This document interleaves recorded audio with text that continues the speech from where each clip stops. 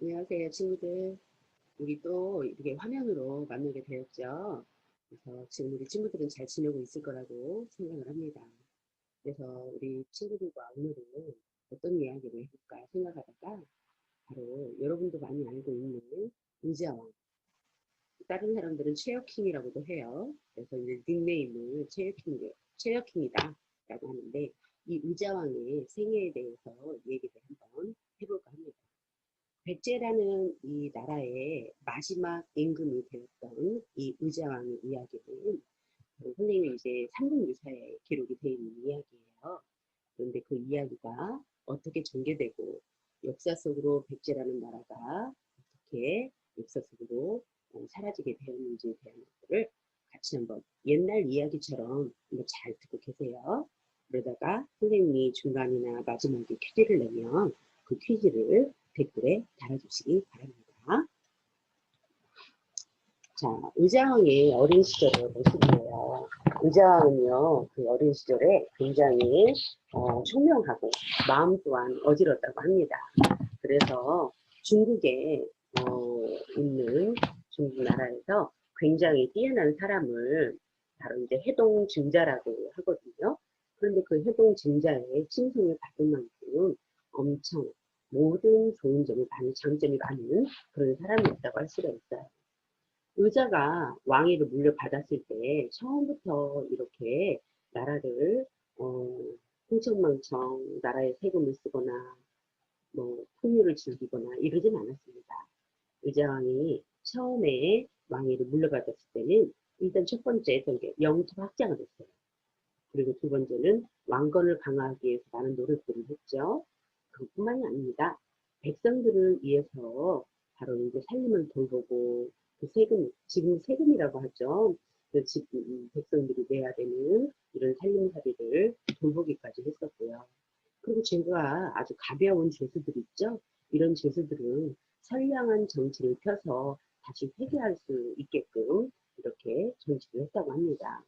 그리고 직접 군사들을 이끌고 나가서 신라의 성 40여 개를 빼앗을 정도로의 이런 기백이 훌륭했던 그런 왕이었습니다.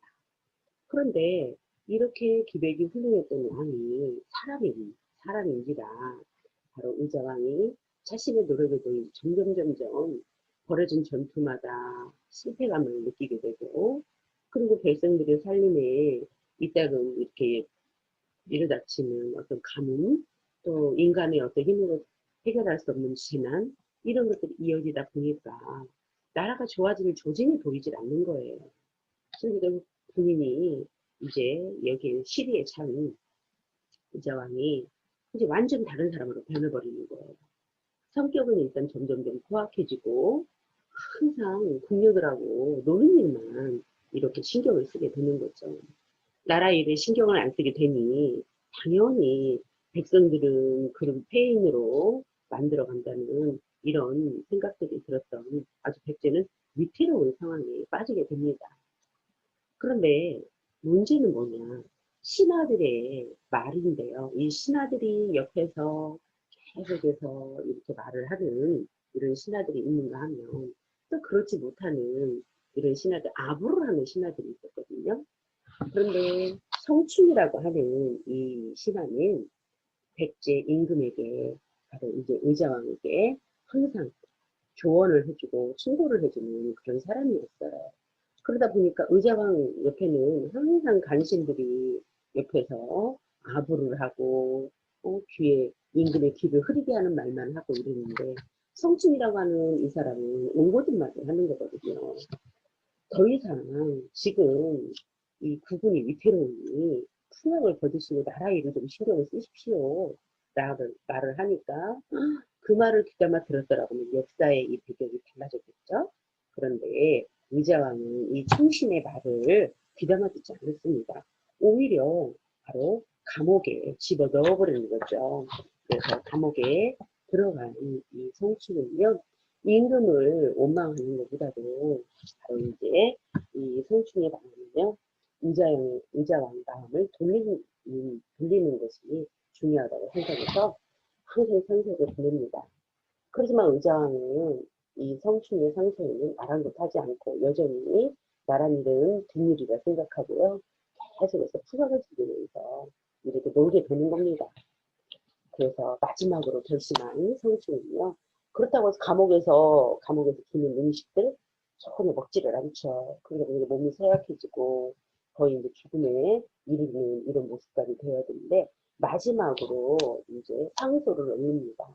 여러분 상소라는 거 알죠? 임금님께 올리는 글, 이런 상소를 올리는데 충신은 죽어서도 임금이 잊지 못한다고 했습니다. 신이 살펴보았건대 곧 전쟁이 일어날 것이니 우리 형세를 잘 살펴서 싸움에 이길 것인데 적군이 육로로 타면을 넘지 못하게 하시고 수군이 배를 타고 온다면 기벌포를 막아야 합니다. 라는 이런 조언을 남기면서 상소를 올리게 되는 거죠. 그런데 그런지도 모르고 의자왕은 바로 이제 그 성충의 충절을 끝까지 알아보지 못합니다. 그리고 나서 이 성충은 굶어 죽게 되는데요. 그런데 이상한 일이 생겨요. 성충이 딱 죽고 난 다음에 백제 곳곳에서 이상한 어떤 불길한 기운이 생기는데요. 법왕도 지은 그 성교사가 있었어요. 그런데 거기에 붉은 말 한 마리가 나타나기도 하고, 또 여우떼가 궁궐에 막 들어오기도 합니다. 그런데 흰 여우 한 마리가 자평 책상 위에 올라가가지고 앉기도 하고요. 여우를 쫓아내려고 했는데 여우는 뭐 꼼짝도 않죠. 그것뿐만이 아닙니다. 부여로 흐르는 이 강 사자수 기슭에 무려 3길이나 되는 큰 물고기가 죽어 있는데 이 물고기를 먹은 사람들은 모두 또 죽고 마는 거예요. 백성들은 너무 무서웠겠죠. 두려움이 뗄 수밖에 없는 이런 상황들이 계속 펼쳐지게 되는 겁니다. 그리고 그것뿐만이 아니죠. 궁궐은 그 회나무가 마치 사람의 곡을 하는 소리처럼 항상 쉴 새 없이 아이고 아이고 이 곡하는 소리가 들리는 거죠. 또 밤이면 또 막 귀신이 나타나가지고 흐느끼는 이런 소리들이 들렸습니다. 이 지금 이런 상황에서도 의제왕은 어땠을까요? 맞아요. 여전히 술과 노래에 빠져서 이 나라가 나라는 원망하는 이런 모습들을 만들어 가고 있었어요. 백성들은 이 두려움에 처해 있을 때 누구를 믿게 됩니까? 임금을 믿게 되는 거죠. 근데 임금이 이러고 있으니 어떻게 믿을 수가 있었겠어요? 그래서 하루도 평온한 날이 없는 그때 재앙이 꼬리를 뭅니다. 그런데 또 이런 일이 있었어요. 도성에라고 하는 임금이 사는 그 성이 있죠. 그 도성의 백성들이 다 먹을 수 없을 정도로 물이 말라가고 물고기떼가 이제 물이 없으니까 죽게 되는 이런 일들이 생기고요. 그것뿐만이 아니라 또 개구리떼들이 나타나가지고 정말 아수라장이 돼버리는 거예요. 그래서 이 백성들은 이 장터에서 이제 있는 이 백성들은 이 개구리떼를 보면서 아수라장이 되고 그러다 보면 임금에 대한 원망이 더 커질 수밖에 없는 이런 상황이 만들어지는 거죠. 그런데 왕응사라고 하는 곳에서 아주 믿지 못할 일이 생깁니다. 바로 이제 머리 셋 달린 이런 귀신의 이 모습이 흐느끼는 산으로 부처를 막 떠돌다가 하늘을 떠돌다가 갑자기 어디로 이 땅속으로 딱 들어가 버리는 거예요. 그러면서 하는 말이 백제는 망한다. 백제는 망해! 라고 하면서 이 귀신들이 순식간에 땅속으로 들어가 보니까 그 말을 듣고 있던 의자왕이 바로 어떻게 했었고 있어요. 거기를 파보라고 했겠죠. 거기를 파보라고 딱 하니까 거기에는 바로 이제 그 거북이 한 마리가 있었어요. 근데 거북이의 이 모양에 등딱지에 글씨가 새겨 있는 거예요. 백제는 보름달이고 신라는 초승달이다라는 말이 있었어요. 그래서 누가 이거를 갖다가 해석을 해야 될까? 얼른 무당을 불러와라 라고 했어요. 근데 지금 여러분이 보고 있는 이 지금 사람이 쓰러져 있죠? 이 사람은 바로 이제 죽게 되는 건데 왜 죽게 되느냐? 백제의 이 의자왕이 지금 이 정신 상태가 올곧은 말을 했을 때 받아들일 만한 자세가 지금 태도가 아니에요. 아니단 말이죠. 이 무당이 자기가 그 능력으로 솔직하게 이제 말을 합니다. 지금 백제가 보름달이고 신라가 소승달이라고 했는데 이게 지금 무슨 말이냐? 그러니까 둥근 달은 가득 찬 것이니 차면 다시 줄어드는 것이 자연의 이치입니다. 소승달은 아직 차지 않았으니 차츰차츰 오르는 뜻이 됩니다. 그러면 백제는 멸망하고 앞으로 신라가 거대한 나라가 된단 말이냐 하면서 의자왕이 그 무당을 바로 해쳐버립니다. 그런데 옆에 있던 이 좋은 말만 하는 사람, 임금의 귀를 흐리게 하는 사람, 아부를 하는 사람, 간신이라고 하죠. 이 아첨하는 이 관리가 절대 그럴 리가 없습니다. 신라는 흥하고 오히려 백제는 흥하고 오히려 신라가 망한다는 그런 뜻입니다. 라고 하면서 이렇게 엉뚱한 해석을 하게 돼버립니다. 이렇게 해서 그쯤 태종무열왕이 지금은 의자왕이 이렇게 나라 정세를 살피고 있지 않는다는 것을 알게 되자 기회는 이때다. 지금이야말로 백제의 정벌을 해야 될 때구나 라고 생각을 합니다. 태종무열왕은요 주저없이 이 김은민의 당나라의 사신으로 보내가지고 군대를 요청을 하겠죠. 그래서 당나라에서 신라의 요청을 받아들이고 군대를 합류시킵니다. 어디를 친다? 그렇죠. 백제를 치러 이제 갑니다. 그리고 신라와 함께 이 태종무열왕은 고구려를 정벌하면 되겠다라는 이런 큰 그림을 그리게 되는 거예요. 그래서 이 고종은요, 사실은 이 당나라 고종이 아무도 이득이 없이 이 신라를 도와줬겠습니까? 절대 그거 아닙니다. 고종은 13만 명의 대군을 신라에게 보내주기로 마음을 먹죠. 그런데 소정방이라고 하는 당나라의 그 장수가 그 서해 앞바다에 딱 내려와가지고 신라 이 태자 본민이 직접 그들이 맞이하는 이런 큰 이렇게 맞이하는 모습을 보여주게 되는 거예요. 당나라가 이 기세가 하늘을 막 찌른다라는 거죠. 태종무열왕과 김유신이 여러분 신라에서 굉장히 호국의 왕이라는 걸 알고 있죠. 그래서 지금 당나라와 같이 이 의자왕에게 이런 연합국을 만들어서 우리 가겠다라고 하는 것을 곧바로 이제 알리게 되는 거죠. 이 신공소식은 뭐 금방 알려지게 되는 거니까 의자왕은 그제서야 어찌할까? 이걸 어떻게 해야 되느냐? 라고 그 옆에 있는 관리들에게 물어봤겠지만, 신하들한테 물어봤겠지만, 그것을, 안절부절하고 있는 의자왕에게 제대로 말해줄 사람은 있다, 없다. 없다라는 거죠. 그래서, 그때, 이제 당나라 군사들이 지금 주변 환경에 있지 못한 데다가 필요에 지쳐 있을 것이고, 또 신라 군사들은 당나라 군사만 믿고 있을 거니까, 먼저 당나라와 싸워서 승부를 겨루는 게 옳은 것 같다. 라고 말을 합니다. 그러니까 이제 그 반대편에 있던 신하들은 당나라 군사는 빨리 싸우려 할 테니까 그 사기를 꺾기가 힘들 것이다. 오히려 신라를 여러 번 패한 적이 있으니까 우리를 두려워할 거야. 그러니까 당나라군은 필요해지길 기다리면서 신라군을 공격하는 게 어떻겠습니까? 이런 반대의 의견들이 이제 있고 난 다음에 서로 엇갈리는 의견 속에서 의자왕을 더욱더 갈피를 못 잡죠. 평소에도 충신들을 모두 다 멀리 해버렸으니까 그때 의자왕이 하는 수 없이 바로 이제 기양가에 있는 좌평 훈수라고 하는 사람을 불러드립니다. 그래서 훈수는 정술이 굉장히 능한 충신이었어요. 그런데 바른 말을 하다가 귀양보냈거든요. 성충은 이미 죽고 없고 홍수는 이제 올라오게 되죠. 그래서 의자왕에게 말을 하게 되는 거예요. 뭐라고 말을 하느냐. 예전에 성충이 제시한 이런 의견을 참고로 해서 하는 건 어떻겠느냐라고 하면서 당나라군하고 이 신라군이 서로 호응하며 앞뒤로 부위를 알 것이니까 들판에서 싸우면 승패를 알기가 어렵다.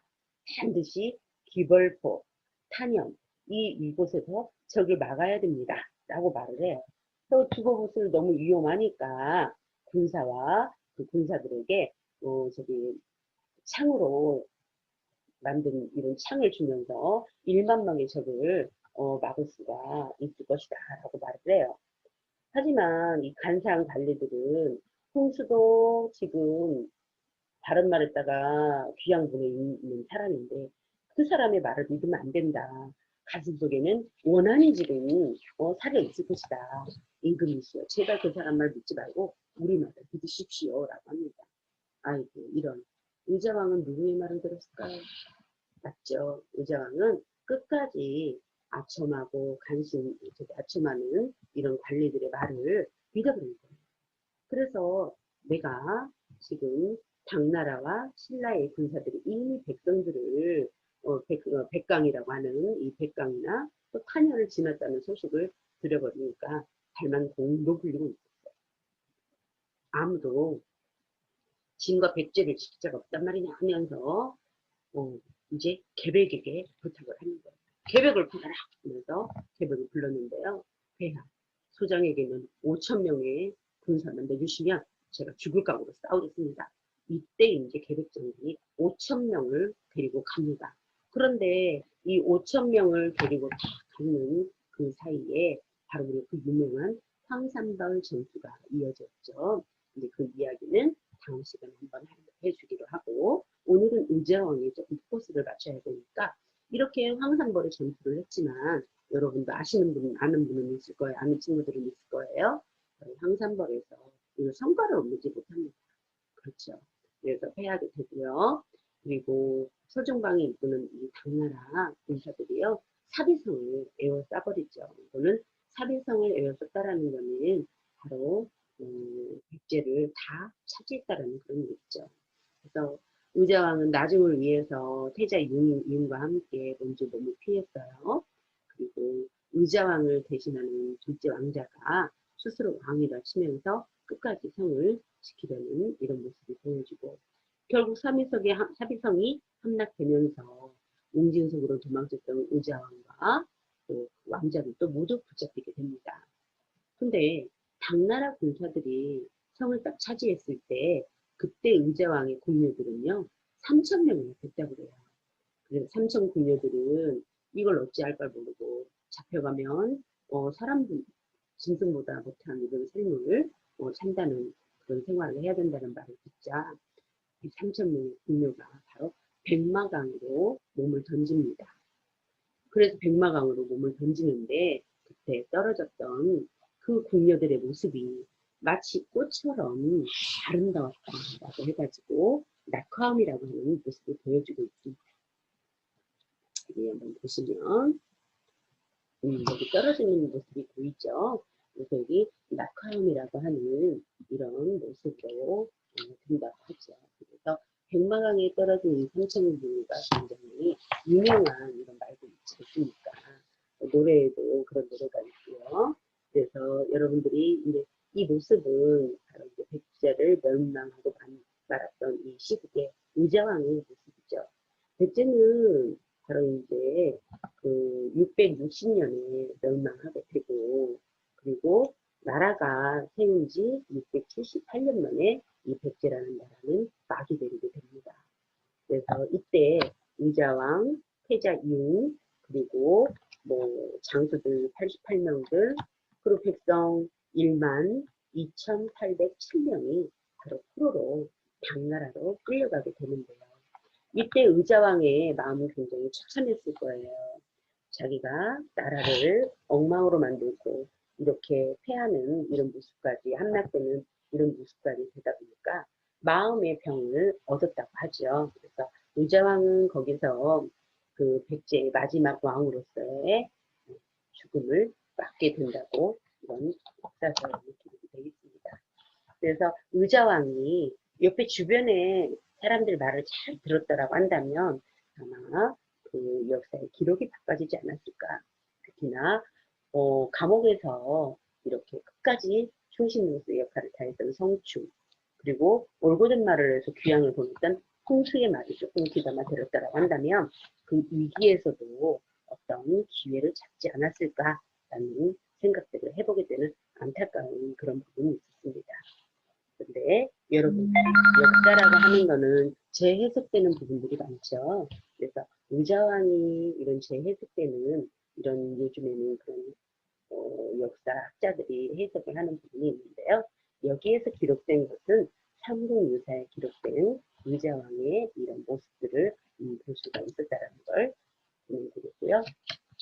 아까 선생님이 말했죠. 낙하왕의 삼청분과 이렇게 꽃잎이 떨어지는 것처럼 바로 이제 여기 나와 떨어진 꽃과 다이아몬드 마치 꽃이 떨어지는 것 같구나. 그래서 지금 부여에 가면 이런 낙하왕의 모습을 볼 수가 있습니다. 하지만 우리가 뭐 지금 어디를 여행을 한다거나 그런 조금 힘든 상황이니까 이렇게 위치와 낙하왕의 의미 정도는 잘 알고 있으면 좋겠죠. 자, 그래서 우리 친구들과 지금 이야기를 한번 얘기를 했는데 우리가 이 이야기 속에서도 문화여행을 할 수 있는 그런 모습을 볼 수가 있는데요. 지금 보여주고 있는 이 곳은 바로 이제 여러분들과 얘기를 했던 바로 이제 삼층사라고 하는 곳이 있습니다. 그래서 성층과 그다음에 훈수와 아까 계백장군이 있었죠. 이 사람들은 백제를 끝까지 지켰던 삼층사에 모셔서 지금도 죄를 지내고 있다고 하는 그런 모습이죠. 그래서 여기 삼층사라고 하는 것을 볼 수가 있고 안에 들어가 보면 바로 이제 계백장군과 그리고 이제 훈수, 성층의 모습을 이렇게 죄를 지내고 있는 모습을 볼 수가 있습니다. 그리고 여기에 아까 선생님이 말했던 그 간이 있는데요. 이 간은 이제 낙하암이라고 하는 그것을 멀리서 이렇게 찍었다고 합니다. 그래서 낙하암에 흐르는 물마가 그것을 보면 되겠고 이것도 이 바위를 볼 수가 있는 거죠. 바위에서 보면 낙하암의 바위를 알아볼 수가 있고요. 밑에 모습입니다. 낙하암의 모습. 이렇게 해서 여러분들과 함께 오늘은 백제 마지막 왕이었던 의자왕에 대해서 이야기를 해봤습니다. 여러분들 선생님과 다음 시간에도 삼국유사에 관한 이런 이야기에서 임무를 한번 해볼 건데요. 여러분들과 함께 좋은 시간을 마무리했으면 좋겠습니다. 여러분 오늘도 수고했어요. 감사합니다.